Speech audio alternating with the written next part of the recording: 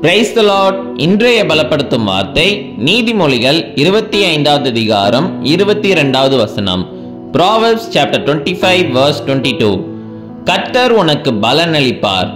The Lord will reward you. ஹல்லேலூயா. உங்களுடைய வாழ்க்கையில ஒவ்வொரு நாளும் ஜெபம் பண்ணி ஒவ்வொரு காரியங்கள் செய்றீங்க.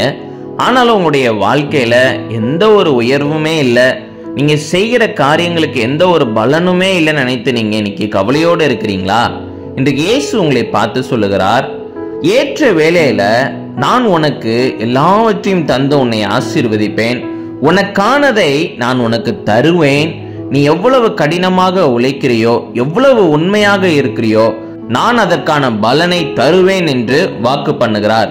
உங்க வாழ்க்கையில உயர்வுகளை தருவார். ஏற்ற வேலை வரைக்கும் நீங்க என்ன செய்யணும்னா காத்து இருக்கணும். கர்த்தர் உங்க வாழ்க்கையில அற்புதங்களை செய்வார். அவர் நிச்சயம் உங்களுக்கு பலன் அளிப்பார். அவர் நிச்சயம் உங்களுக்கு எல்லா தேவைகளையும் சந்திப்பார். உங்களுக்கு உயர்வுகளை தருவார். ஆனா நீங்க காத்து இருக்கணும். கொஞ்ச நாட்கள் காத்துருங்க. ஏற்ற வேளையில வரும் பொழுது உங்க வாழ்க்கையில பெரிய மாற்றங்கள் உருவாகும். நீங்க உங்க வாழ்க்கையில உயர்வுகளை காண்பீர்கள். நாம எல்லாரும் கண்களை மூடி ஜெபிக்கலாம். எங்களை நேசிக்கிற நல்ல தகப்பனே, ஏசப்பா, பிள்ளைங்க வாழ்க்கையில இன்னைக்கு சோர்ந்து போயிருக்கிறாங்க.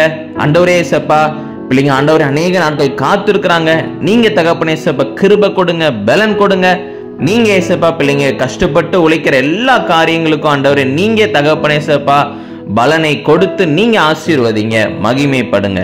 இயேசுவின் மூலம் ஜெபிக்கிறோம் எங்கள் ஜீவனுள்ள நல்ல பிதாவே. ஆமேன், ஆமேன், ஆமேன். சோர்ந்து போகாதீங்க.